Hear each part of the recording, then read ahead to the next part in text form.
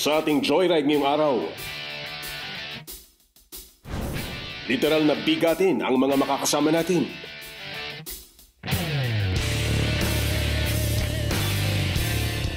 Mataba man daw sila sa inyong paningin. Pag sumampa na sila sa motorsiklo, mapapalingon ka sa angkin nilang tikas at kisig. Bibida na ang mga heavy-gut rider.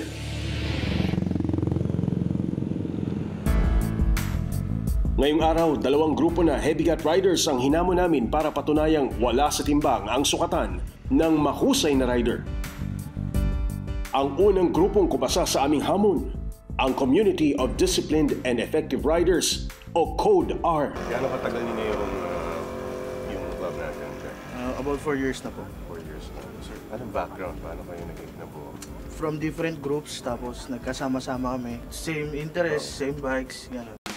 Isinusulong ng kanilang grupo ang disiplina at kaligtasan sa pagmamaneho ng motorsiklo. Ang emphasis nasa disiplina? Yes, sir. Bakit? Sa mga riders natin ngayon, yun ang pinakalaki, yung discipline.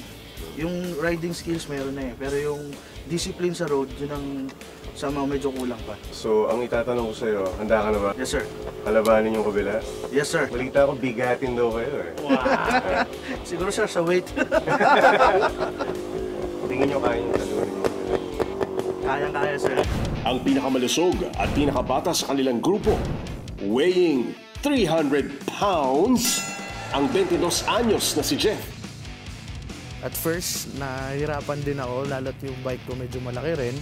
Pero as time goes by, na-adapt ko na yung bike ko, nakuha ko na yung ano ko sa bike, parang we are one.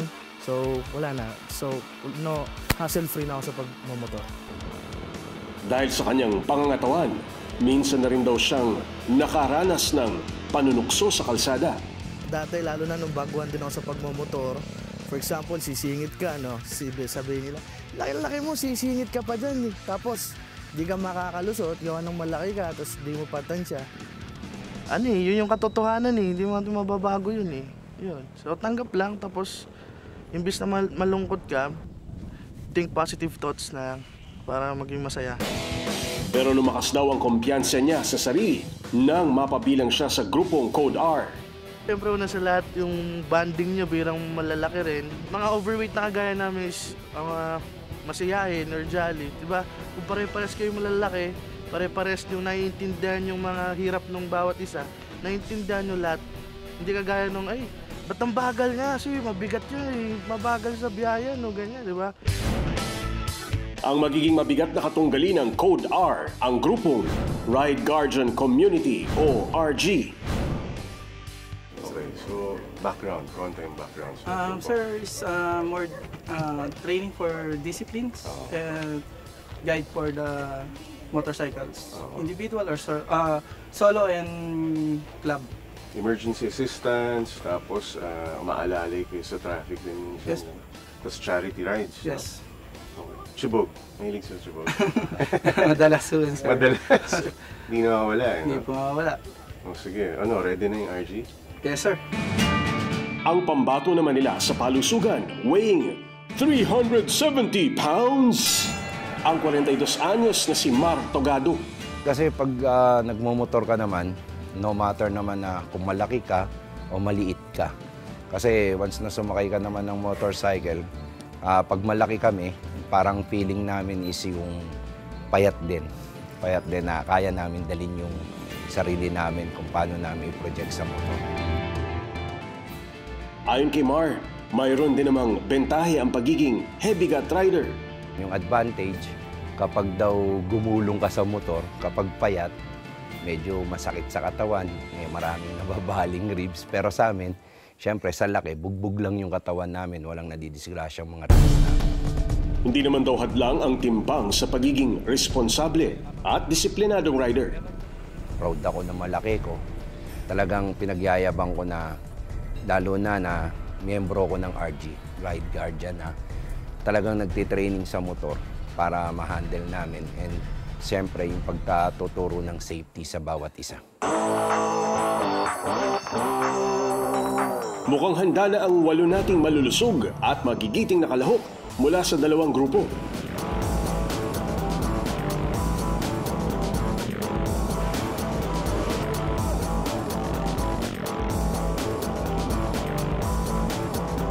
Ito na siguro yung pinakamabigat nating episode. No? Dahil may mga bigatin tayong mga rider na kasama. Medyo malamig dahil kakatapos lang ng bagyo, medyo foggy, no? Masyado tayong maaga dito. Pero okay din, masarap din magmotorsiklo pag malamig yung klima.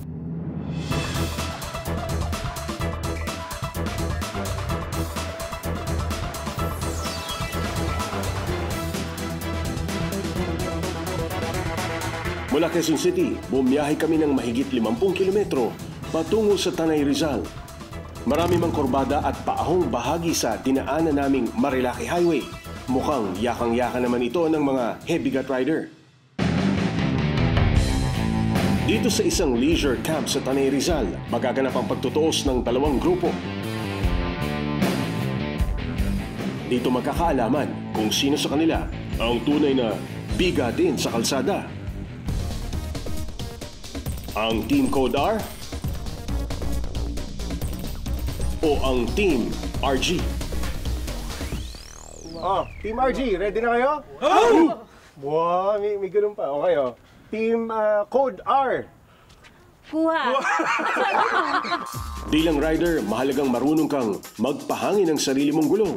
Kaya sa una naming challenge, kailangan nilang bombahan ang gulong ng motorsiklo. Gamit lang ang maliit na air pump na ito.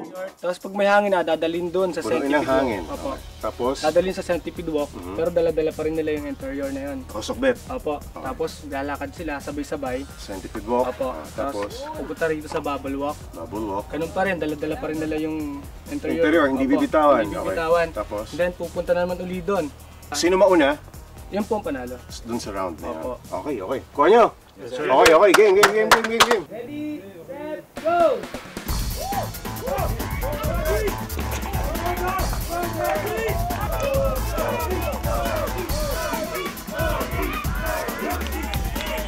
Hindi na magkamayaw ang dalawang grupo sa pagbomba. Nakalamang ng bahagya ang Team RG.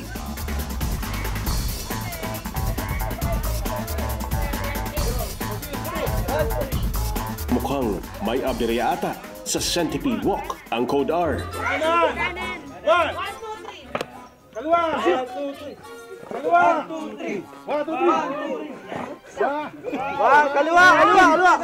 Teka, 1, 2, 3, up! 1, 2, 3, right! Ha?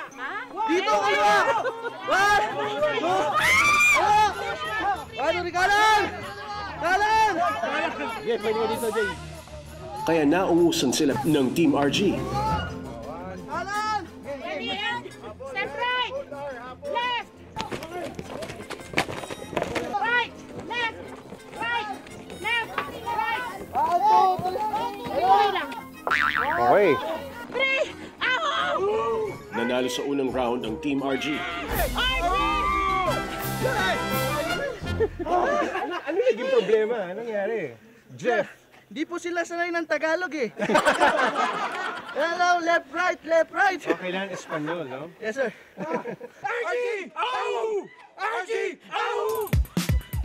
Next nating game, tinatawag na friendship band. Mahalaga ang matinding koordinasyon ng bawat grupo. Dahil sa hamong ito, kailangang hindi maputol ang sinulid na ipapaikot sa bawat grupo. Okay, riders, let's get it on! Go! Go! Go! Go! Lakad pero kailangan mabilis. Okay, gandaan.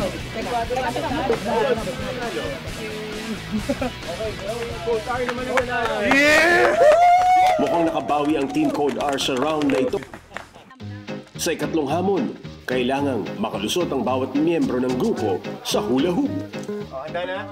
Handa na po! Handa na po! RG, okay na? Okay. Okay, ready? Get set, go!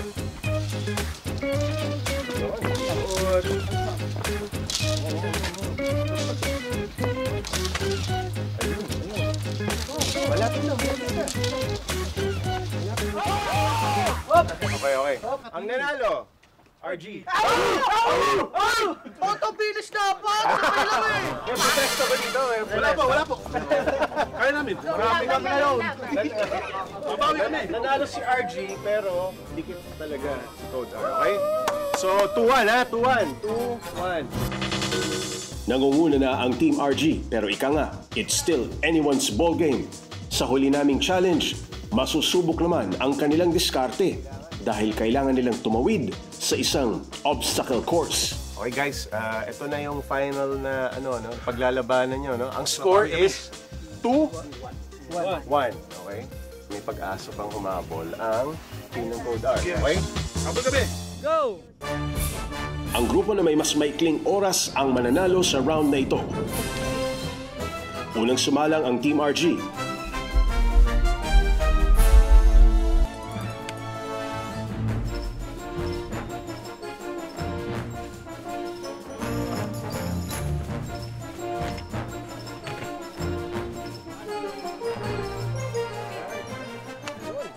Time! Ang kanilang oras, 1 minute, 57 seconds. Okay, Team Code R, tingnan natin kung kaya niyong higitan ang oras ng kalaban.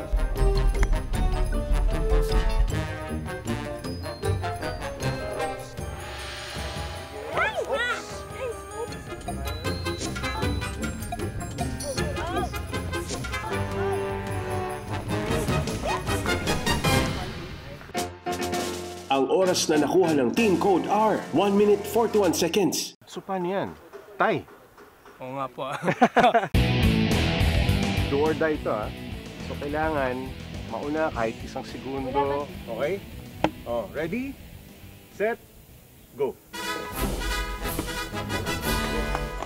Mas lalo pang uminit ang laban. Mukhang walang gustong magpatalbog sa dalawang grupo.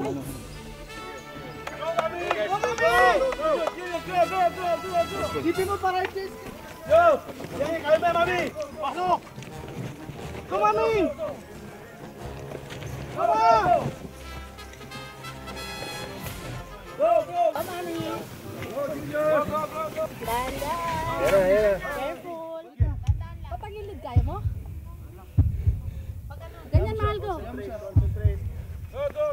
Go. Hop! At ang nagwagi, ang Team Code R. Anong feeling ng panalo? Masaya po. ng Para competition? sa lahat po ng family. Sa grupo. Masaya po po. Pinatunayan naman ng Team RG na manalo o matalo, solid pa rin ang kanilang grupo. Guys, alam ko hindi nyo nakuha yung first place pero nakita ko yung effort eh. Ano bang strategy? Nung una pa lang, anong sinabi niyo sa grupo? Kasi para rin yun sa sa pagra-ride. Kung meron kang spear, susundan mo. So yun lang din yung concept na ginamit namin na as much as possible para hindi magulo. Disiplina, may disiplina Oo, dapat. isa na lang yung magli-lead and then follow na lang the rest. Sa naman natin, sa mga kasama natin na nagmamotorsiklo, syempre, hindi maiwasan na medyo, iba may problema sa weight. Sila, yung passion nila sa motorsiklo nandun pa rin eh. Kahit pa paano, nag-fit in pa rin sila. Isa lang yung dahilan, isa lang yung nagiging reason, yung pagmamotorsiklo nila.